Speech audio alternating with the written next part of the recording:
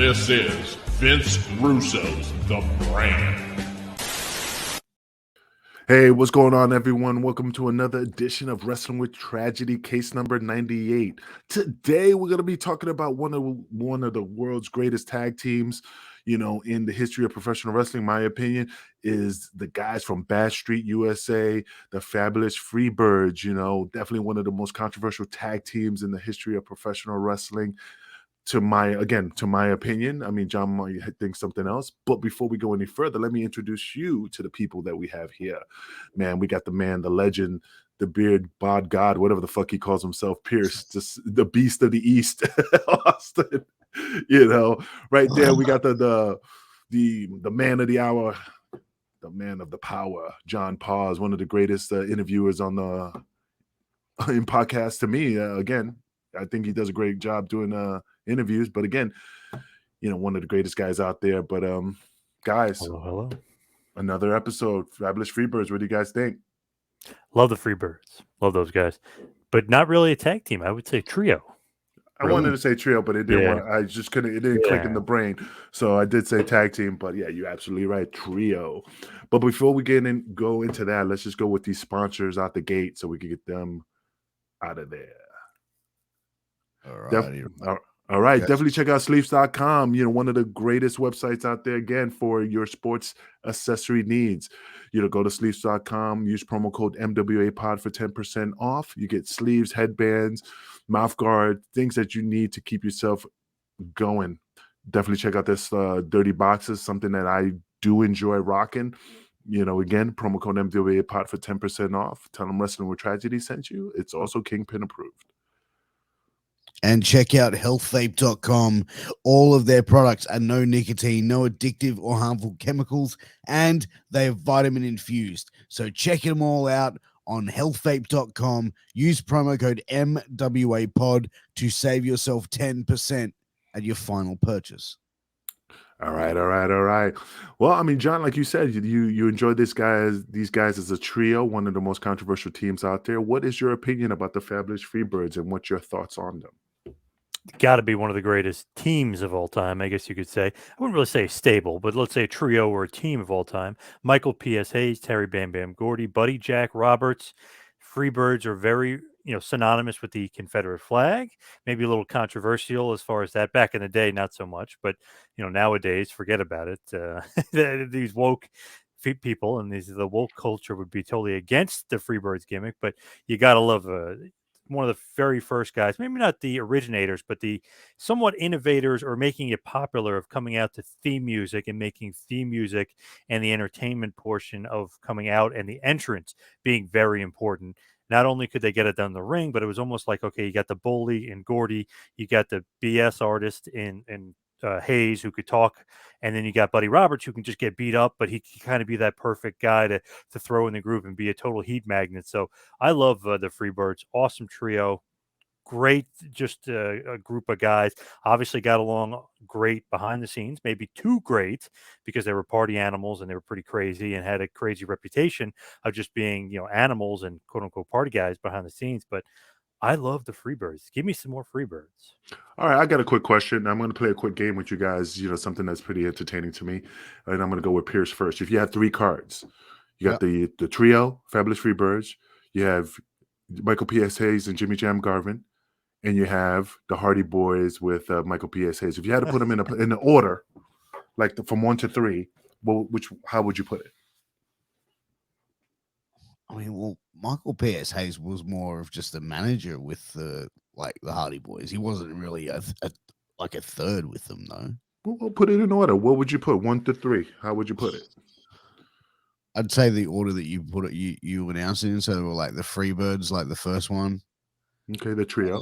The trio, and then the tag, and Jimmy then Jam Garvin. Jimmy Jam Garvin, and then with the Hardys. Okay, John. Same. I would probably do the same. Yep. Okay. Why are you Jimmy Jam Garvin, Mark? What's going on here? No, well, he's a Jeff Hardy Mark. Oh, I'm a Jeff Hardy Mark with his big old big holes in his ears. But yeah, I mean, I agree. I mean, some people might think that they might flip it and put the Hardys over the Jimmy Jam Garvin and Michael P.S. Hayes. Oh, But okay. again, we all agree on that. I just was curious of what your guys' thoughts in regards to the order of how the Freebirds laid out. But anyway, like I said, I just think that it was the most controversial the trio. I keep saying tag team trio in the history of professional wrestling, especially the big angles that they did with the Von Erichs. You know, it was the most hot storylines in professional wrestling. I just think their redneck mentality gave it that extra oomph, almost like the Briscoes. I don't mean to call them rednecks, but it's just this backwood, no nonsense type of brawlers. Just didn't care how things were, laid out in the ring. It's just as long as they got the results. I just think it was the most unique thing about that trio. I totally agree. And the thing is with them too is such heat magnets everywhere they went. Like you go down to Texas, heat magnets. They went to Mid-South, heat magnets. They had a brief run in WWF in '84 just for a few months, but heat magnets there. I mean, everywhere they went, they were just over like Rover, but as far as just being the absolute best heels on the card. Pierce? Yeah, like for me, as well, you have to recognize as well that they innovated professional wrestling for decades past, like, you know what I mean, like after their generations as well. You know what I mean? Like you look at some of the other teams that sort of went through and then did the sort of Freebird rule, so to speak. You know what I mean? Right. Where you can have more than more than two people in a tag team, they can capture tag team championships. But the rule has been that a number of people can then defend those championships. Right. So, the Midnight Express did it for a while with Dennis Condrey, Randy Rose, Norval Austin in Southeastern Championship Wrestling in 1980 to 1983. The Russians did it. Ivan Koloff, Nikita Koloff, and Crusher Khrushchev. Demolition, the Heavenly Bodies, the Wolfpack, the Flock. And even in recently, it's like the Undisputed Era, a Sanity, the New Day. Mm-hmm. I love that. 3 guys can be a tag champion. You never know what 2 guys are going to wrestle. I always love that, the unpredictability of it. And, like you said, the Freebird rule, they invented it. What's my favorite thing about the Fabulous Freebirds? That I'm not a big fan of them. Not like, I love them and stuff. But what always sticks out in my head in regards to them as a trio is I'm a huge Highlander fan. Movie and opening, the opening of that movie was the Fabulous Freebirds versus Greg Gagne Jr. or I can't remember. It was I just can't remember, but I just remember that scene and the music with the Queen and doing the wrestling in there, and that's what's always. I get excited every time I watch that movie. That's the first thing I enjoy is the beginning of that Highlanders movie. So it's funny they say that's MSG, but it's not really MSG. That's Brendan Byrne. I mean, that's my arena. That's the East Rutherford. But I think they say it's MSG for some reason when they're like talking, when the announcers are talking about it. Well, the reason why it sounds better. The reason why is because when he killed the guy in the opening sequence and he chopped his head off. That's right. And when the car comes out of the garage, right in front of the garage is Madison Square Garden. Good call. Yep. Yeah. So Pierce, have you watched Highlander? Yeah, I remember watching the movie back in the day. What? Like he's like, it was great. Come on, Pierce. There could only be one, man. I'm Connor McLeod from the Clan McLeod. Dude, I watched it like when it came out. Like I haven't watched it since the 90s. Oh, dude, I watch that shit religiously. If I get a chance, if it comes on TV, if it's from the beginning or the middle or almost the end, I watch it. It's just. I gotta go watch it. Is that what I love it. I love the movie. I mean, I heard they're gonna remake it, but I just think it's a classic. I mean, it's cheesy a little bit, but of course, when you got Sean Connery and you got the Kurgan, who also plays the Mr. Krabs in SpongeBob, you can't go fucking wrong. But does he really? Yeah, he's the voice of Mr. Krabs. Wow, huh? So that's funny. So, but I mean, again, the Freebirds. The thing about the Freebirds that stood out the most is because they used to wear the Confederate flag gimmick on their face in one of the. I want to say they did it with the Road Warriors. They had it painted on their face with the Roads, but I don't know how many times they did it. And I think they did it on special big events. But they I mean, I definitely could be had the wrong. jackets all the time, or most Oh of the yeah, time they had the Confederate jackets, which was nothing back then. It was just almost like like Dukes of Hazzard that was always associated with it. So it was not at that point it wasn't even like a negative thing. Really, it was like, but oh wow, it's pretty cool. They got the Confederate flag, but they definitely hyped it up because they were a little racy with some of the stuff that they well, I did. think Michael PSA's kicked it up a notch. If I remember, he had like a Ric Flair type of robe gimmick Yeah, that that it was pretty massive with yeah, the Confederate flag, and of course that just brought up heat. And I think I love the Confederate flag. I love the General Lee. I mean, I don't yeah. represent it with racism. I just represent it with history, Right. and I just think. But of course, it just takes it up because it was the North and South wars. So of course they lost the Confederates. So they're supposed to be the evil The of heels. Yep. the heels. So that's why they emphasize using the Confederate flag because they were the heels and stuff. And I just think it was a great angle. Pierce, do you know about the Confederate flag besides the one hanging on your wall? Well, it's funny because like I remember like watch like seeing stuff about the Confederate flag, meaning like there's a negative connotation to it. And then I remember watching when like the Dudley Boys debuted in WWF and Bubba came out with like the The bandana. headband. The bandana or headband of the Confederate flag. And I'm going, isn't that like a racial thing? Like I thought it was like for like skinheads and stuff like that. I didn't know, you know what I mean, until I got a little bit older. But like, I don't know, man. Like it obviously triggers a lot of people. Well, it didn't trigger it for Devon. I mean, the thing is, I don't take offense to the Confederate flag. I just think it's part of history. I think, at the time, racism during time of slavery was a fashionable thing. I mean, again, I don't condone slavery, but at the time of that era, it was fashionable. It was part of being the elite, of being rich, of owning property. Again, I'm not condoning it. It's just George Washington did it, Thomas Jefferson did it, but of course they freed the slaves at the time. But anyway, I just don't associate the Confederate flag in regards to racism. It was just a group of people who had their own independence. And just like if we did it with the King of England when we, try to, during the Revolution, if somebody wore the British flag, doesn't mean that they were racist. It's just, it was just that country. So anyway, but we're going off topic. I'm just saying that I think that's what amped up the Freebirds, is to give them an extra oomph, was to have the Confederate flag, and especially where they were at. So Do you- I got a quick question. You Oh, yeah. mentioned the Von Erichs feud with the Freebirds, right? Mhm. Yeah. So what kind of feud was it? A blood feud, I would say. Yeah, right.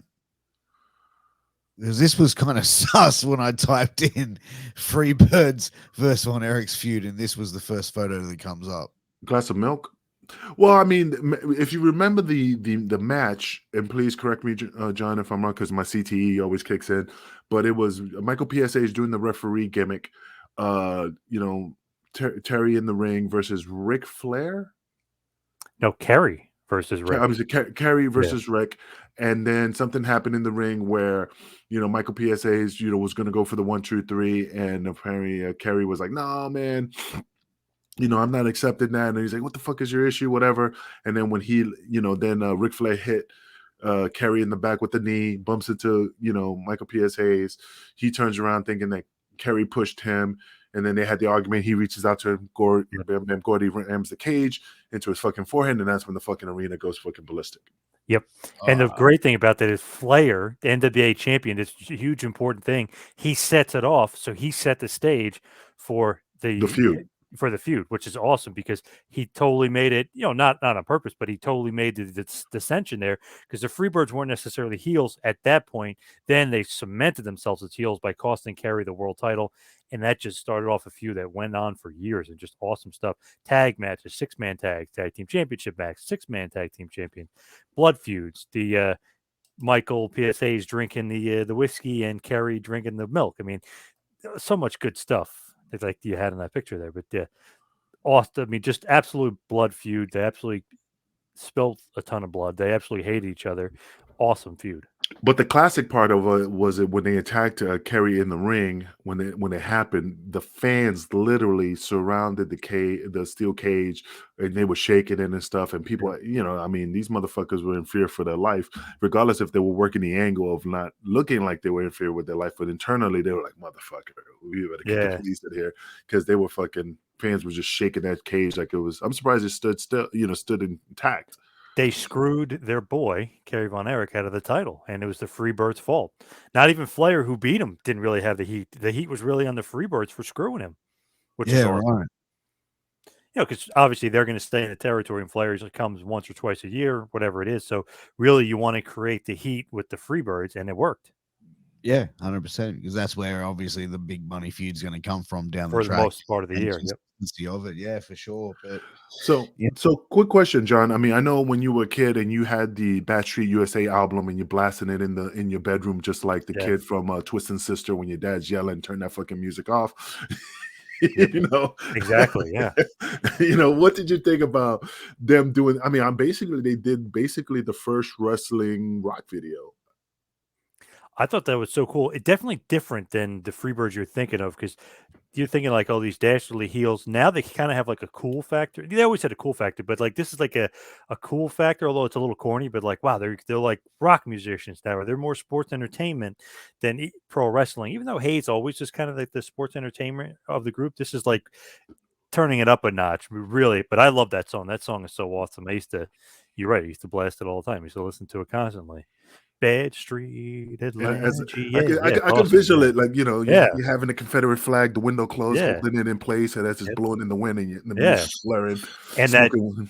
that horrible Michael Hayes like walk dance thing that he would do. Oh, I Yeah. can see you doing the cock walk, the Yeah. strut, Yeah. Yep. and he really went for it. He really went to the hill. I mean, I didn't think he was a fucking very attractive individual, especially with that type of hair and the big old Magnum PI chest hair. But Right.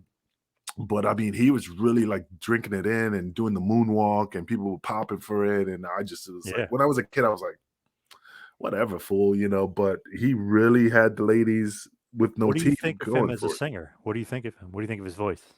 I mean, of course, if you have, all the gimmicks to make your voice look great, I mean, I just think it was, I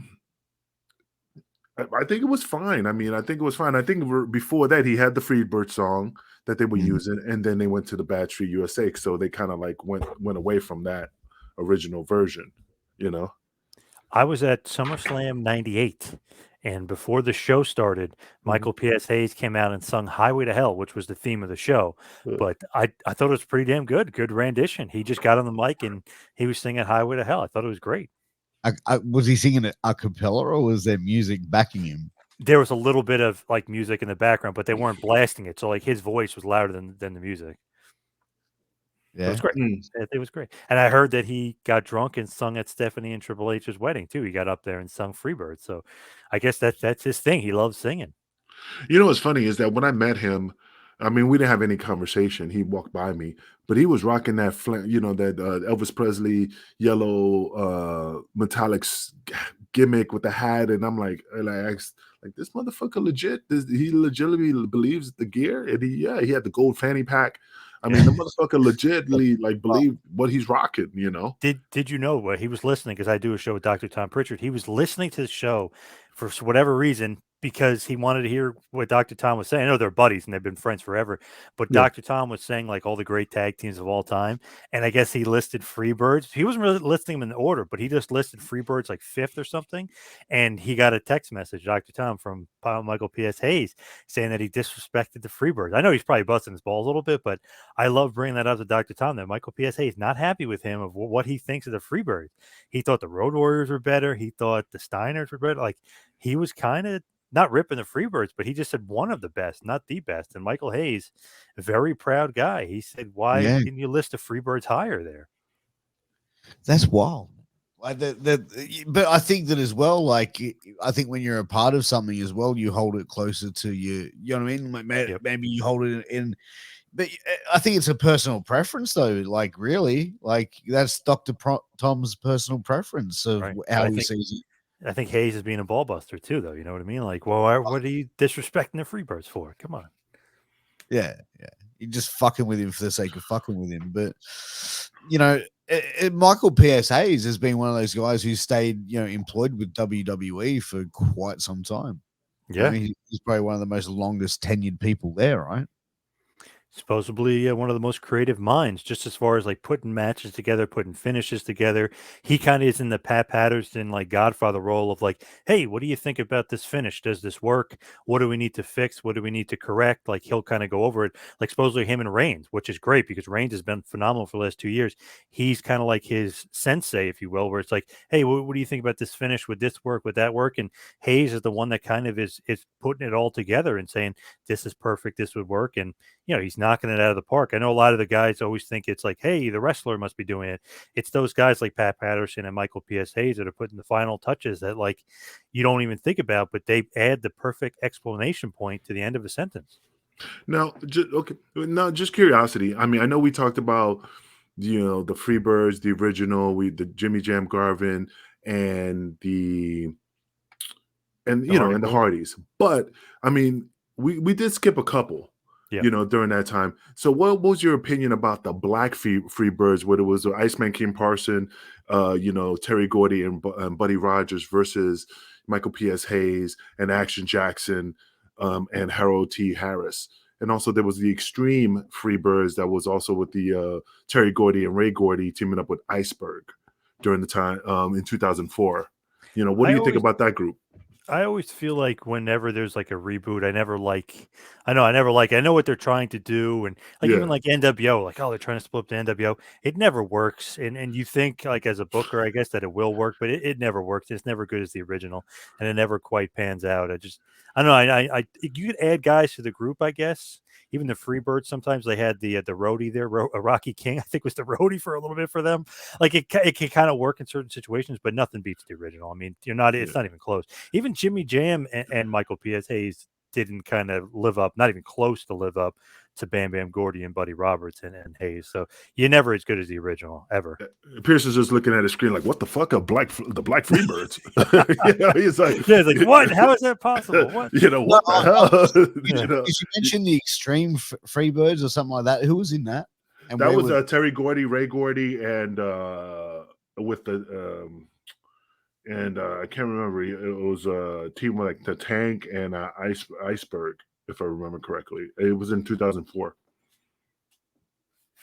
Where was that in the Indies?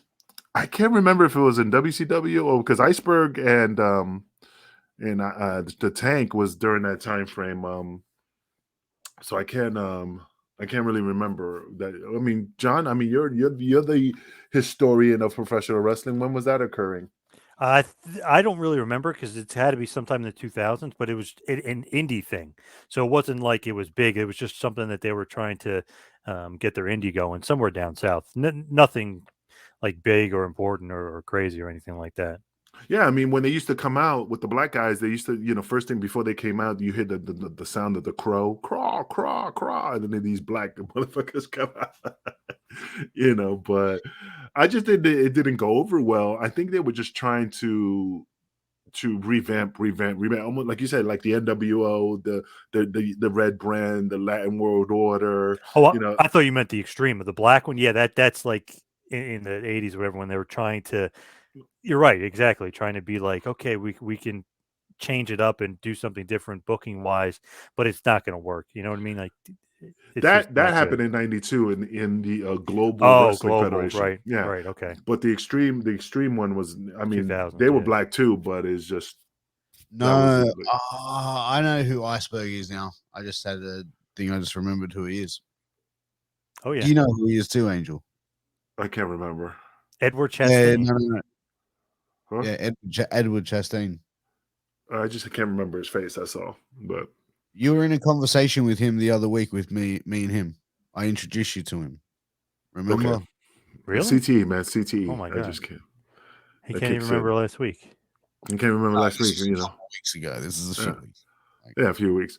But like I said, I mean, there's other variations of the Freebirds that had the original group in it. It's just that it just never propelled to the next level. It's hard to elevate. It's hard. I mean, a team that was the originators, but sometimes the originators are no good. And then the revamped version, look at Midnight Express. You had Bobby Eaton and look, I can't even remember the first guy in the Midnight Express, but I know Stan Lane and Bobby Eaton, and that was the second incarnation. So sometimes the Wasn't first it the one, third? huh? Wasn't it a third? I think that Well, the John. original Midnight is Condrey, Norvell Austin, and like Phil Hickerson. Then you throw in Randy Rose as part of like the original. So there is some other originals, and then it became Condrey and Eden, and then it became Lane and Eden. And the only Sort people of. that's not remembered, unless you're a really, really like massive historian of professional wrestling, is to me the Stan Lane and the Bobby Eaton. Right. So because that's what I grew up with, and that's all I know. It's almost like Demolition. Yeah, you got Crush, you got, and you got the Legion of Doom, and you got the whatever the Hemrick or whatever his name was, and that shit was horrible. You know, Mm. Oh, but Heidenreich, yeah. But Heidenreich, with yeah. the Midnight Express, it's funny when they do when they used to do Midnight Express reunions, it's always Cornette, Condrey, Eden, and Lane. They don't even bring Norvell Austin is really rare to do autograph signings. They don't even bring him out. He's not even included. And Randy Rose occasionally will get brought out, but it's really just was those four guys. So Condrey would be included in, but really my favorite too, which was Lane and Eden. I don't know, it's something about that group I like just love. Well, just curiosity. Let's just in regards to the Terry Bam Bam Gordy and Buddy Rogers and Michael P.S. Hayes. If you had to put them in order of the guys who caused trouble, the guys who were like, is it Terry Gordy? Was it Buddy Rogers? Or was it Michael P.S. Hayes? If it was like who was the one that they had to keep close, like a leash on because of his wild antics? What do you think, Pierce? It was a pretty wild time back then, mate. Like, I think they were probably just as bad at each other, weren't they? Like, I think, Michael PSA's, like, I don't know. I wasn't there, but from what stories have been told, Michael PSA's was a pretty wild motherfucker. Yeah. Okay, John, you? Definitely PSAs that I've heard and was a bit of a troublemaker.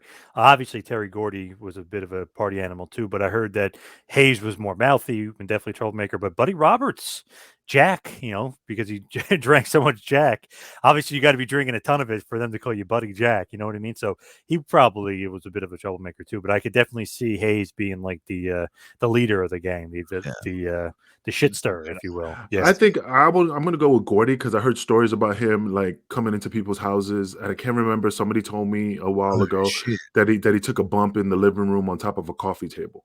Like he ran and just jumped in the air. I just don't remember who told me. You told me that not long ago. Yeah, he took a bump in the living room on somebody's coffee table and fucking shouted the bitch and threw the, so, Fuck. again, I don't know if he was under the influence or if he was just a wild individual that just, like a Balls Mahoney, like just didn't give a fuck and just did what he wanted to do. But, I just say he probably was the fucking one that they needed to keep on a leash because he was so massive and so wild, in regards to that. And looks like he just was a scrapper. And all of them were, but I think he was the one that just like kicked it off. Yeah. Yep. I mean, again, that's just my assumption. And again, I forgot who he shared an apartment with. I just remember that story, but it was in I think in Memphis or some shit like that happened. But just curiosity, why did you not think? Do you think during that time with the Freebird rules during the NWA when they had the 3-man tag team titles, or when the Road Warriors with Dusty Rhodes and stuff like that, that the Freebirds was not part of that type of that type of angle? Why they didn't come in to do the 3-man tag team? I don't remember them being in it. That's why I'm like asking because they could have, but I just don't have any recollection, John. They were all over the place though. Like I feel like I don't know. I mean, they settled for a while in World Class. They settled for a while in Mid South, but they definitely were kind of they were booked up like crazy everywhere. So Yeah. maybe just like AWA for a bit, then Memphis for a little bit, then JCP for a little bit. Seems like they were just I don't know. One of the things they were a hot commodity. They could be booked everywhere and don't necessarily have to settle down in one promotion. Although World Class, they definitely did settle. Yeah, but don't you think with a company like NWA at the time that finally made a title, a prestigious title for a 3-man group, that the people that they should have like used was the guys who created the 3-man, the Freebird rules and stuff to kick it off, to give it that Yeah. more nostalgia and give them the belt to like work angles with the Road Warriors or whatever. I mean, I just thought that's just something like, just like Elvis Presley. If Elvis Presley created the rock and roll with Jerry Lee Lewis and all that stuff, but still, you want the guy who created it to kick it off. I always heard that sometimes with the Freebirds, that sometimes the promoter would be like, they're a little crazy behind the scenes. You know what I mean? Like, do we really want to deal with them? So I don't know if that was with what I know they would eventually would work for Crockett for a while, but I wonder if that played a role. Like, do we really need a Flair here being a party animal and then Hayes here? You know what I mean? Like, is that a bad combination? Is that a lethal combination? Having the Freebirds and the Horsemen together for an extended period of time? All right. And Pierce, what do you think, man? I mean, would they mesh well during that time to get the 3-man tag team, especially when he's talking about the Horsemen? You think they would have butted heads because of egos? I think it definitely would have been a good feud with the Horsemen. I definitely think that could have been a lot of potential. Who knows, man? I think that maybe NWA may have even made a play for him, and maybe it just didn't work out. Maybe that was the whole reason to bring in the 3-man tag team titles, was to bring in the Freebirds to do it with them. And then maybe something happened and it just sort of fell apart. Okay. I mean, I think it would have been a great story of them versus the Great angle. Freebirds. Great angle in regards to the Horsemen versus the Freebirds. I could visually see Ric Flair and Tully and Arn fighting against them in a 3-man. You know what I mean? Like shit like that would have been definitely some hot, storyline, because of those two individuals. One is classy, one is, suits and ties, beautiful women, jet flying, limousine riding. The other ones is, Jack Daniels, wearing fucking Confederate flags, denim jeans, almost like good old country boys, almost like the Rock and Roll Express when, you with the teeny little baby, teeny boppers, I'm with the big girls. You with the little ones. Yeah. So I just think it would have been definitely a good story to see what would have happened. John? I totally agree. I think with the Freebirds too, like just thinking of them kind of being everywhere, maybe that's what they liked, traveling, and maybe they didn't really want to go to Crockett for extended periods of time. I mean, they end up there and they do work there for a while, but I don't know, maybe they liked going all over the place, Tennessee, and then they'll work Mid South, they'll work World Class, and then eventually when those places kind of dry up, then head to Crockett or head to the big times. You know what I mean? Like, Yeah. you never know, like the mindset, but they did seem like they were a damn good traveling band. Okay. I think they probably just and during that time they were young guys. They just enjoyed being on the road, enjoying being around each other, going from town to town. Man, they probably just didn't want to be locked down in any one venue, one promotion. Sorry. Okay. So just curiosity. So now, I mean, we definitely got into the history of the Freebirds, of their lineage, of their controversy and stuff. But let's just talk about, like, I mean, their deaths. Terry Gordy, died of a heart attack due to blood clots. What do you think that, I never heard of that. I mean, I heard of it before, but it was a weird way to die because we were just recently talking about people overdosing, people shooting themselves, people hanging themselves, suicide and stuff like that. But what led to his death in regards to this blood clot in his body? What did he have any ailments? Did he have any issues with his heart? Did he have any blood issues? What led to that? Was it his party lifestyle? Was it his drugs? What drugs affected his blood to make him get blood clots? Come on, historian. I know. I always heard that he had a big drug problem. Even when he was in WWF in '96, remember they put him under the mask and he was the executioner. He wasn't even like Taker would say, like, "Oh man, I can't believe I'm wrestling Terry Gordy." Like, he's a big fan of him, but he's like, "Man, it wasn't the same Terry Gordy. He just didn't. He didn't have it. Just the years of partying and traveling and wrestling all those tough matches in Japan. He just didn't have it anymore, and it was a lot to do with that drug lifestyle. He just kind of went over the edge with it and drank too much and just partied way too much. He just wasn't the Terry Gordy of old. And even when he was in ECW, he really, I mean, it was great to have him there, but he really wasn't the Terry Gordy that we're all used to seeing. It's a legendary wrestler, one of the best big man workers of all time. And, he dies at 40, he dies way too young, dies a few years after that WWF run. But it's like, wow, wasn't the same guy. Definitely something was affecting him health-wise, and that had to do with his drug partying lifestyle. Without a doubt. And I remember I remember seeing the executioner and wondering who it was. And then when I found out it was Terry Gordy, it was like like, you know what I mean? Like, I was almost shocked because for memory, like, was there something different about him? Was he smaller? No, not No. really. Almost Oh, just more out of shape, really. no, I'm thinking of Earthquake when Oh, they when he brought was him into. Golga. Yeah, Oh, when he yeah, was yeah. My Golga, yeah. apologies. Yeah. But yeah, he they put him in this weird mask. You could still see his face as the execution. It was just, and his outfit was really bad. I don't know. It was weird. It's like, wow, WWF got Terry Gordy, but they got him way too late. You know what I mean? Years late, way out of his prime. Even though he wasn't even that old at that point, he was just. It was weird. He just was way out of sync and just wasn't what he once was. Yeah. Okay. Well, I mean, I know everybody partied, and that's the thing. I mean, that was part of the norm for a professional wrestler during that time. But it's just the way he, I mean, the blood clot issue that really kind of like surprised me in regards to he was a massive guy. He wrestled in Japan. He was a no nonsense wrestler. He had win for days when he was in the ring. I mean, I think he even wrestled Gary Albright. I mean, that's another individual who passed away at Yeah. 36. But we could definitely Yep. talk about him in the near future as one of our topics. But I'm just thinking of in regards to like that's the thing. It just throws me off that from a heart attack from blood clots. I just didn't. Everybody drank. Ric Flair drank. Everybody did all this stuff. I just wondered why, out of all that stuff that he's been doing, it was just the blood clot that led to a heart attack. Not sure on him, and who knows all that travel to Japan? I mean, maybe that's, they're saying if you're maybe traveling or in the airplane for too long and too many Mm. flights. I mean, I don't know like what creates or what does it, but I mean, his party lifestyle and even Hayes, but obviously he's still alive and kicking, but his party lifestyle just I guess got way out of hand. Well, I mean, blood clots is one thing. So, like, whenever people are in hospital for long periods of time, where they're laying in bed, they'll give them blood thinners to prevent them from getting blood clots.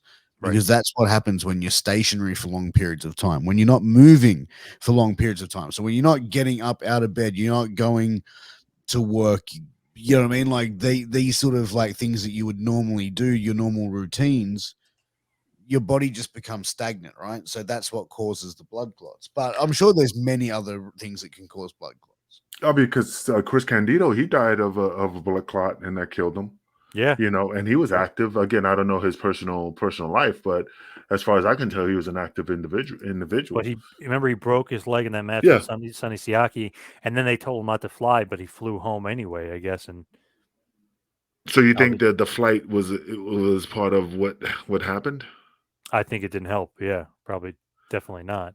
Not saying that has anything to do with Terry Gordy, but I'm just wondering if all those flights back and forth and maybe affected his body differently. Well, So I can understand cabin pressure and stuff like that because Kiwi Alan Funk he had that issue with his face when he got his face Yeah, crushed in, and he said when he flew back, he was having blood coming out of his ears because of the flying back from where I forgot where he was coming from, but I mean that's a possibility. I mean, yeah, flying back and stuff. But go ahead, Pierce. I didn't mean to cut you off. What were you gonna say?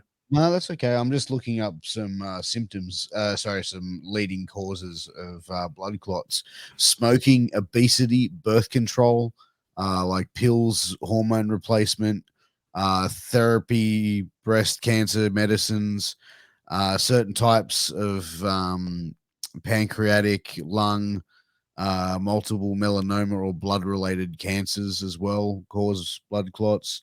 I'm just trying to find if it's anything caused due to narcotics.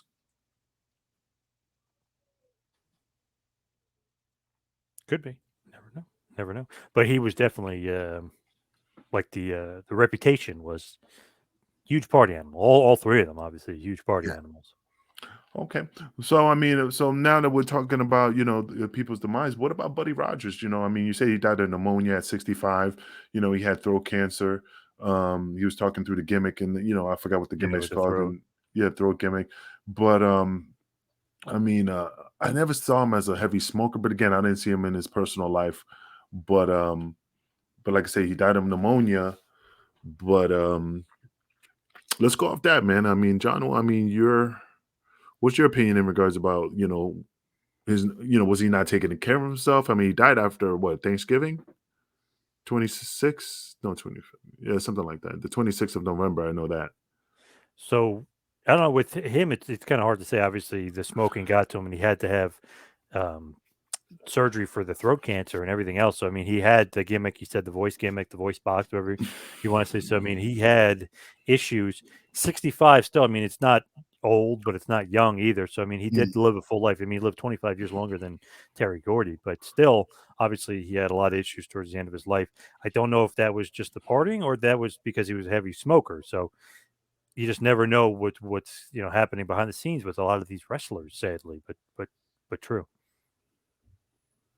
Okay. I mean, yeah, like I remember he was doing, I can't remember, he was doing an interview and he was talking with the gimmick to his throat. I mean, the guy was inducted into the Hall of Fame, in 2016 on April 2nd, and he was inducted by his son, Buddy Jack Roberts Jr. So I mean, he left a mark in the world in regards to what he has done. It's just so ironic that, developing the throat cancer, and stuff like that, that kind of like took him away from the professional wrestling industry in regards to like performing in the ring, talking on the mic. They should have used him as Kane. In the he was the voiceover for Kane. Hey, Right. buddy, you need a job. We need a voice. Do the gimmick. So, but yeah, I mean, that's the scary part because that's all. I mean, I'm not saying that's all he knew, but I mean, wrestling was his life. But I wish he would have been alive to definitely be working in the back because he had a lot of knowledge, Yeah. and It's stuff. interesting. His son did try to become a wrestler, and he was a wrestler for a while. I don't think he still is, but I know he was doing some training stuff down in Texas, and he was trying to kind of like reform the Freebirds with Terry Gordy's daughter, Miranda Gordy. So just Does she look like him? Oh she yeah. she kind of looks like him. No, I Yeah, you mean could like tell. same built and all that shit. Like if you Kinda, but that's smaller. A lot smaller. But yeah, she's kind of got that good Terry Gordy thing going for oh, that's her. awesome. But it's funny, Ray Gordy, his son, looks kind of nothing like him, and he's small. You know Yeah, what I mean? tiny. Yeah, Yeah, he he's did it with Festus. yep, small guy. But there's a big rumor. I don't know if this is true or not. There's a wrestler, if you want to look him up, his name is Takeshi Morishima. He wrestled in Japan. He was about 6'3", 300 pounds. If you would take Terry Gordy's head and put it on a Japanese guy's body, it's this guy.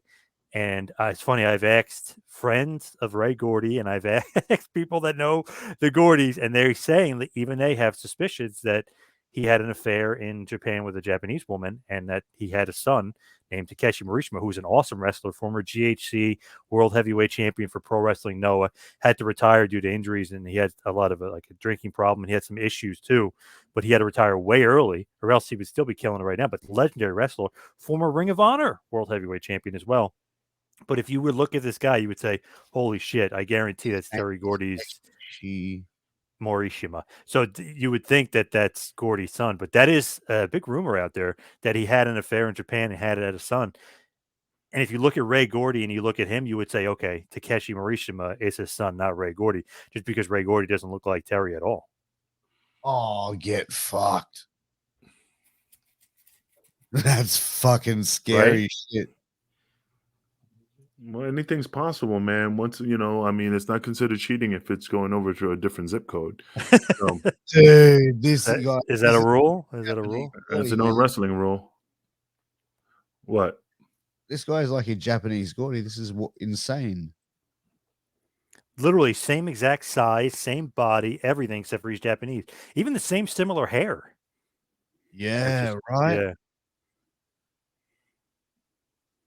Isn't that crazy? It's insane. Can you get a Like, picture for Angel? Can you put it up there for him? yeah, absolutely. Just give me a second. Now, while he's doing that, I mean, so now that we're talking about, let's just talk about Michael P.S. Hayes. Now he's working in the back of WWE. He was an agent. I think he's a producer now. I could be wrong. Now, I mean, I know he's a very outspoken individual, no nonsense type of guy. He always getting in trouble, especially on the plane, the plane ride from hell. Also, the Mark Henry incident, calling him the N bomb. Yep. He went to like a sensitivity training, some bullshit like that. And now he's kind of a little bit quiet.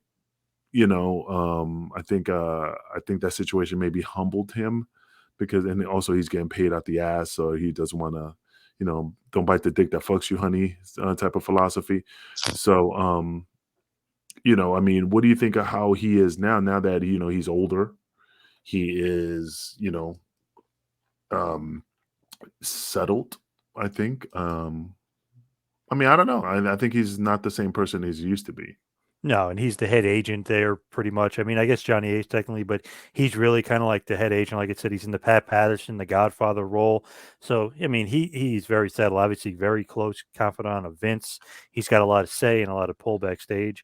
And hey, by him saying that to Mark Henry, apparently that led to Mark Henry's big push because he was complaining, he was going to sue, and he was so mad. And then all of a sudden they're like, "Well, we'll give you the ECW World Title. Are you happy with that?" And they're like, "Okay, all is forgiven." So Mark Henry apparently a little bit of a phony baloney, a little bit as far as that's concerned. But the thing is, so you have him saying that, doing that. I don't know. It's one of those things where again, I think all is forgiven and forgotten. He did sensitivity training and whatever. It's just the way he talks, I guess, or the way he would just be. He's old Southern dude. It's funny, man. When I was in WWE visiting, I spoke to some individuals. Don't want to put him on blast. Big didn't get along with the motherfucker. He was a cutthroat individual. He was always stealing people's ideas, and then try to like be a friend and stuff like that. So he was apparently they say he's a very jealous person, and he doesn't want nobody to advance. So he always tries to like chop people from behind, from the legs. So the people were miserable in that organization due to the fact that he's there, because of his sneaky ways. So it's just kind of funny how, for a guy who is the head guy there, who's still trying to like cut people's knees from under him. It's just kind of weird how things are just like, he's still, political corporate yeah. environment. Yeah. He's still there, and especially after all that political bullshit, and stuff. So I got the photos of Takeshi Morishima, sorry, to show you. This is pretty unfucking canny, Angel. Oh yeah, I know who that is. Yeah, I mean, yeah, same gimmick, same body shape. I mean, but he's too. I don't know, man. He still looks too Japanese, from my opinion. Well, his mom is Japanese. No, I know, but my daughter. But he's saying he doesn't look half cast, right? Oh, so, half and half. Yeah, because my daughter's half white, and she doesn't look jack shit like her mother. You know what I mean? Like, you can't tell the. I just figured. I just wanted. I know. I'm just saying. Like, I'm looking for a little bit of dark features outweigh. But it's weird that he looks more like Terry Bam Bam Gordy than his son, Ray Gordy. Kind of weird. Yeah, Ray Gordy kind of looks like maybe the son of Buddy Roberts or something. Yeah. No. Like maybe the son of what's his name? Kid Cash. Oh yeah. I mean, but I understand he doesn't. Doesn't look. I'm just saying. I'm just looking for a little bit of a difference of features in regards to like. Oh, I could see a little bit of an American in him. He just looks full blown Japanese. That's what I'm saying. Yeah, Miranda Gordy is she started wrestling now, and then Ray Gordy, I think he's now finished. He retired. Yeah, he's a cop. He was a very well liked guy from what I heard. Yeah, but he got out of the business. He got into law enforcement like somebody else we know.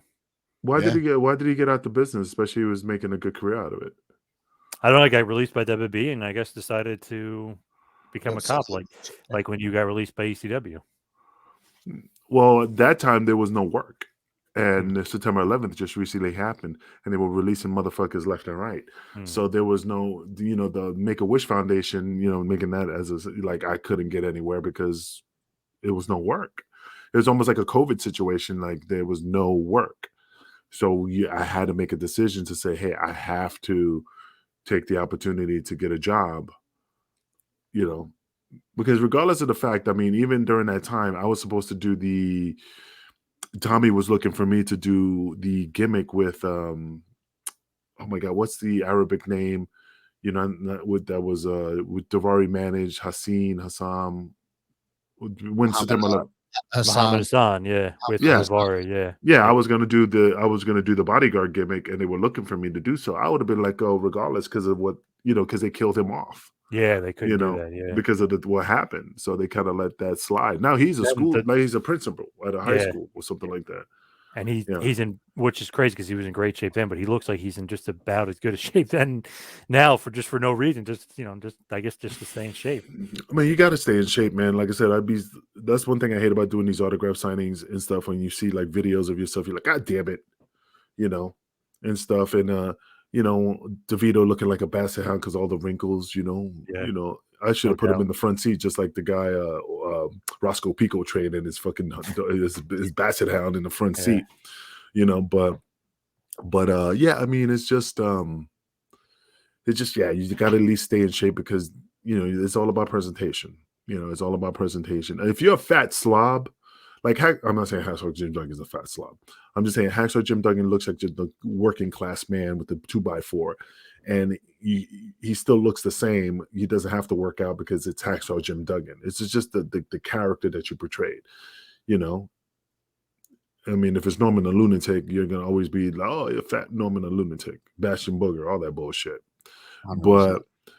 But again, I mean, regardless of the fact that you're not getting off track in regards to what we were talking about, I mean, like I said, the Freebirds were one of the most iconic tag teams in the history of professional wrestling, as far as I know, that kind of like, like you said, put their foot on the pulse of the nation, basically because they're the ones that started music videos. They're the ones that always kicked it up a notch to make themselves more stand out for other individuals in the trio of professional wrestling. I mean, they created the Freebird rule. They created the that type of stable. I mean, they created one of the massive angles with the Von Erichs that was just like nonstop explosion in the ring. So I mean, my opinion is that it's sad that they both were gone because he was like 40 and even though Buddy Rogers was 65, I mean, after Terry was gone, it just didn't. You couldn't resurrect that group besides Jimmy Jam Garvin if you want to put Buddy Rogers as one of the managers, but that's all you could have done. Oh, My for sure. opinion. But what is your opinion? Well, let's go with the final thoughts. I mean, Pierce, what is your final thoughts in regards to the Fabulous Freebirds and their life? As I said earlier, man, I think that these guys were innovators in the business. I think the innovations that they did bring in the Freebird rule is something that has gone through many multiple generations throughout the years in the business. I think it's a rule that'll always be there that they can use to establish 3-man teams in any promotion. And I think that you definitely do that. And I think that they were really the innovators of the 3-man tag teams as well. So, props to them. They went out there, they pushed the balls to the wall, and they did some pretty questionable things as far as like, with the Confederate flag and all that sort of shit. But man, like, I don't think that there was any like, I don't know, man. Like, it doesn't seem to me like, I don't know. Like, would you call them racist? I don't know. Nah, man, it was just a Nah. good story, good angle. They're not racist. I mean, just if just like the Nation of Domination, they were using their gimmick, their blackness to take it to the next level, to make themselves militant. That's all Yeah. it was. I don't think they were racist guys. I mean, I never crossed paths with them until otherwise I would have said it. Yeah, they're racist. But from my perspective, it was just using what God gave them to take it to the next level. I think they were just the greatest faction of all times. Definitely up there. Definitely. Final thought here is definitely one of the greatest factions of all time. Innovative. The entrances. I love the fact that Buddy Jack Roberts could be like that little worker who can kind of take the loss or kind of get beat up. Then you got Hayes, who's a shit talker who can really cut an awesome promo and get a crazy amount of heat. And then you got the powerhouse in Gordy, who is an awesome worker, but he's also the ass kicker that defends the shit talker that kind of can come in after Buddy Roberts maybe gets beat up and clean house. Just perfect trio. Love the group. Just so innovative, so great, so over too. Awesome heels and just in the pantheon of just legends. It's just like Freebirds were perfect professional wrestlers. I totally agree. And before we close off the show, I just wanted to give this to John right here real quick. I just got pinged that Jeffrey Epstein's associate, Jean-Luc Bruno, was found dead by suicide in prison. Again, Conspiracy? another one. Wow. Yeah. Conspiracy? Yeah. Interesting. Yeah. You know, Wonder that's a what's going different on show. there. Yeah. That's a Wonder what's different going on show. there. Yeah. But let's get these sponsors out the way, man, so we could close off the show on a high note. Definitely, everyone, definitely check out sleeves.com, one of the best websites out there for any athlete that wants to step their game up on the field. Use promo code MWAPOD for 10% off. Definitely, they have everything that you need. You don't need to go anywhere to get your gear. Definitely check out sleeves.com, but definitely check out their dirty boxes. That's the icing on the cake when you go to sleeves.com. Again, promo code MWAPOD for 10% off. And while you're at it, check out healthvape.com. They are your healthy vaping alternative. All of their products, no nicotine, no addictive or harmful chemicals, and they're going to be vitamin infused. So go and check out all their vape and pod products. They ship internationally. Use promo code MWAPOD to get a 10% discount on your final purchase. Well, man, I think, you know what, John? I mean, Pierce said we didn't have enough meat on this bone to feed a fucking fat chick at a buffet line, but it looks like we definitely had it. I didn't So, say but we definitely had some food on the plate, you know, to definitely keep our stomachs full. So, Pierce, you were wrong. We were right. You know, Freebirds was a good topic to talk about. You look at that, 56 minutes into the show and definitely hit it out the park. I agree. Pierce is wrong. Pierce was wrong. You know, Australians are always wrong. They're always wrong. They're Yep. always wrong, you know. But anyway, hey, you know, definitely check us out next week. We're definitely going to have some good topics. You know, definitely check out the Wrestling with Tragedy Facebook page. You'll definitely see what the upcoming episodes will be. You know, we do appreciate you. Pierce appreciates you. John Paws, you know, he appreciates you because the money that you put into Wrestling with Tragedy definitely gets him more Bitcoin and more Dogecoin and and making him a very, very rich man. So please contribute. We do appreciate you. You want to close it off, John? Thank you, everybody, for listening. For Piers the Colonel, for Angel, for myself. See you next week. Peace. We're out of here.